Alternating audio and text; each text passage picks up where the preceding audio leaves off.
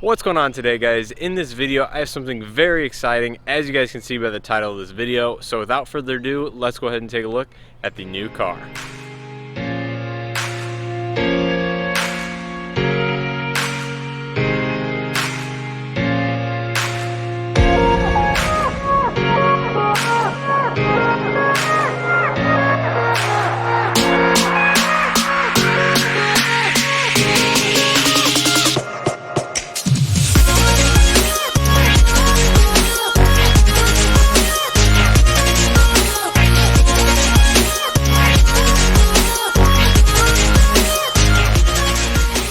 So as you guys just saw from the footage, this is the new car for the channel, a 2019 Elantra GT N-Line. Now I know some of you guys probably got the hints that a new Elantra GT was in my future, and well, here it is. So let's go ahead and do a quick walk around tour of the Elantra GT N-Line behind me and go over some of the details about it. So obviously this is a 2019 Elantra GT N-Line base with the DCT transmission.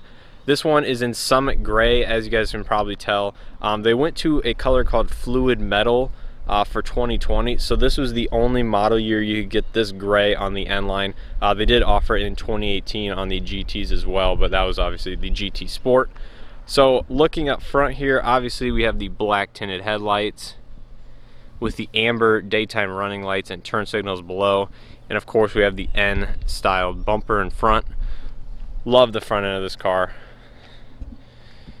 Again, we have the 18-inch N-Line specific wheels. These look so much better than the GT Sports like my mom's has.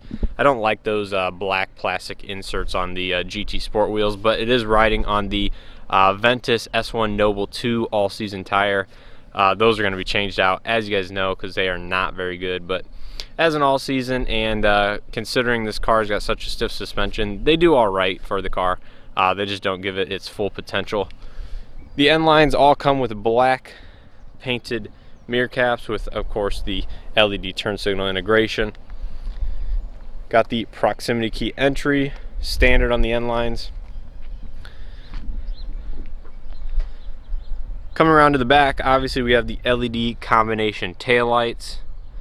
Love the look of those. Then we have kind of like a smoked reflector slash, I don't know what this is, but it's kind of like an empty space in there, just like the i30N overseas. And then we have the i30N inspired rear bumper. The exhaust tips are in a slightly different location overseas, but I believe it's just this piece that's swapped out from the i30N. But overall, it's the same bumper, minus the little fin too on the side. I forgot that. The back end's pretty good. I definitely like the silver trim on the front and back over the red trim that the i30N gets. But the diffuser's not bad. Definitely could be a little more aggressive, but overall I think the back end of this car looks really good. Do have the piano black spoiler, which I'm not a huge fan of, but you know, if I could get a hold of the i30N spoiler, we're definitely going to slap one of those on there. All the i30Ns also have black trim along the windows instead of the chrome like the GT Sports.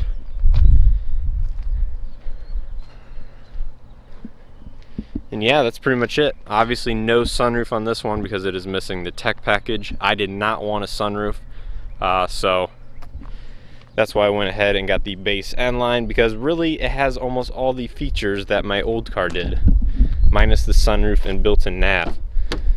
So taking a look on the inside, got soft touch door panels all around. Obviously power windows with automatic up down on the driver only, mirrors, and the lock button is in the center, which again, I'm not a huge fan of that. I'd much rather have it on the front doors, but it is what it is. Tons of storage down below. Old car had it as well. Love that. Both seats are 6-way manual adjustment. Again, the tech package comes with the power adjustment with power lumbar. I like the N embroiderment in the front seats. Looks really cool. Got some red stitching and red piping along with some like fake carbon fiber on the sides. It almost looks like it'd be more durable over time than just the leather like the GT Sports have, but guess time will tell on that. Over here we do have the red vent trim, which of course the GT Sports have as well, but we're missing it around the climate controls like the old GT Sport did. course, you got your aluminum pedal covers. And one of my favorite parts is the end steering wheel. This thing feels amazing. Of course, we have the larger paddle shifters on the end lines. And of course, as you guys may have seen, this car has 3646 for mileage, and that is because it is a demo unit. Now, of course, the inside is very similar to the GT Sport. I have the 8-inch non-navigation head unit. Still has HD radio and everything like that. Dual zone automatic climate control standard. Of course, you have your USB aux 12 volt down there. No wireless charging. Heated front seats. Drive mode selector. Then we have the N specific shift knob, which I love. Electronic parking brake with auto hold. Got 2 cup holders with one being slightly larger. Then we have this little cubby here. We have a sliding armrest, which again is great. Old car had it as well.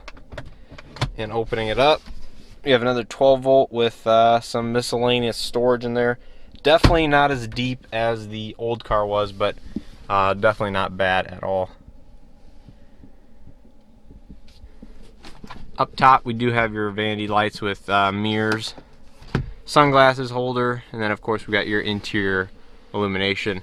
One thing I will be changing is there is no auto dimming rear view mirror with HomeLink. I really want the HomeLink and the auto dimming feature, so we'll be going ahead and putting a new mirror in here shortly. Glove box.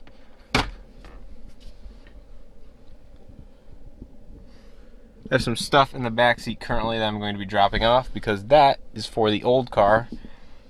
Eric went ahead and bought a ton of parts for it, so huge thumbs up to Eric because that's definitely helping me out here.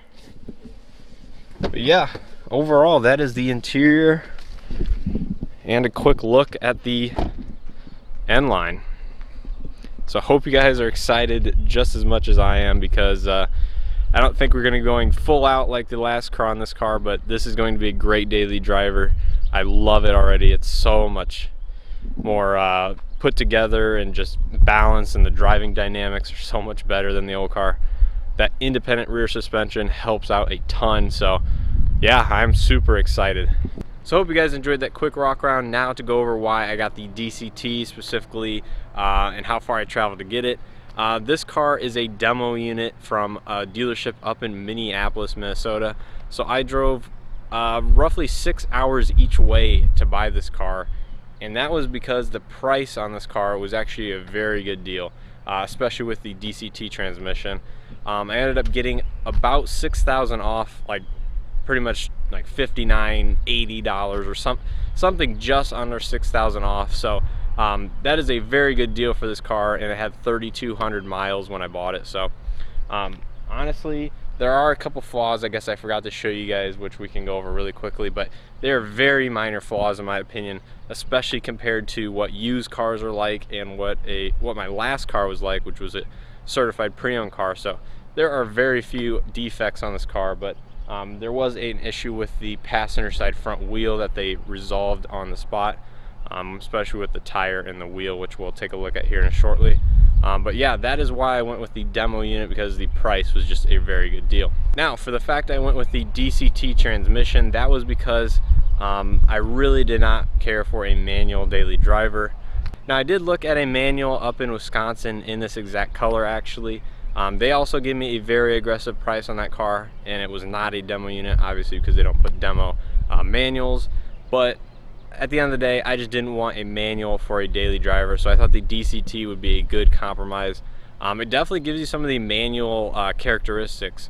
After driving it these last couple days, I can definitely tell you that you get decently quick shifts, but you definitely get a feel of a manual transmission, which is kind of good and bad, because you know, a lot of people bash the 7-speed DCT in this car, but so far it's not been that bad. So let's go ahead and take a look at some of the flaws I found as being a demo unit. So it has 3,200 miles on it already. There are a couple small marks up on the rear bumper. That's one chip. I think that's just a bug. There are just a couple minor like marks on the bumper from having the mileage put on it, but honestly it's not bad at all.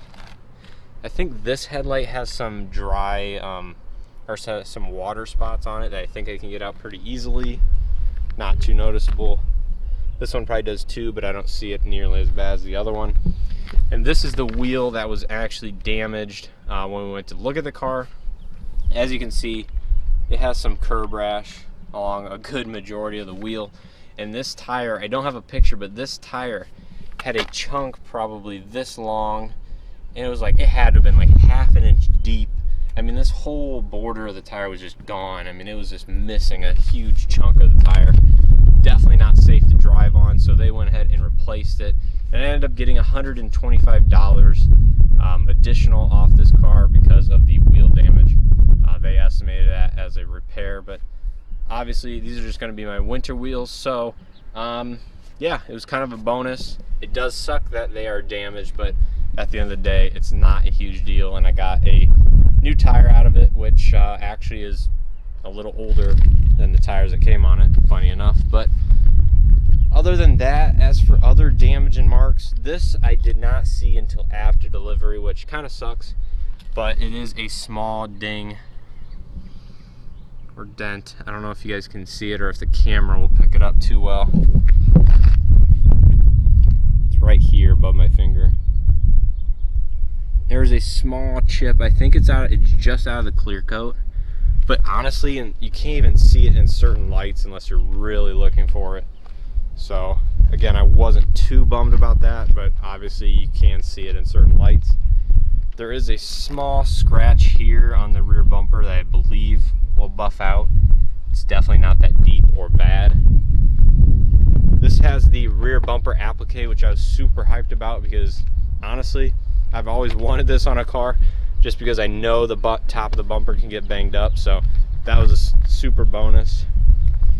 And as for other marks, there was a couple behind the door handle here, which my old car had an awful amount because I think it was a female owner. That was the only door handle I saw the marks on. And I think in the door jamb, there was a couple scuffs here and over here. But again, those are very minor overall. This is just a scuff I can get off with some chemicals. But yeah, overall, the door plastics, everything are in great shape. So overall, I was very pleased considering this was a demo car with 3,200 miles on it, that this is in this good of condition. I know how they turn out because I work at a dealership, and there are demo cars that just honestly get obliterated. They get wrecked. They need beds replaced. If it's a truck, they need, you know, panels repainted, everything like that. I know how it works. So considering this had the mileage and it was a demo unit, I totally 100% happy with the condition of the Elantra GT. Honestly, super pleased with the price and the car so far. Obviously time will tell with reliability and stuff like that, but overall I think this was a good buy. I hope you guys are just excited about the Elantra GT N-Line as I am. Obviously there are videos coming soon. I'm already working on LED replacements, other parts for the car that we can go ahead and install with relative ease. Let me know what you guys want to see specifically for modifications on this car. I'm not going to go as crazy as the last car, obviously because I just don't want to drill any holes or damage anything on a brand new car like this. But there are quite a few bolt-on parts that I can do. I definitely want to try to get some of the i30N OEM parts for this car because it just make it look like an N look-alike. It'd just be really cool. But overall, I hope you guys are excited about the Elantra GT N-Line. So with all that being said, make sure you guys follow the social media. Also join the Elantra GT Facebook group if you guys are an owner. And I will see you guys in the next video.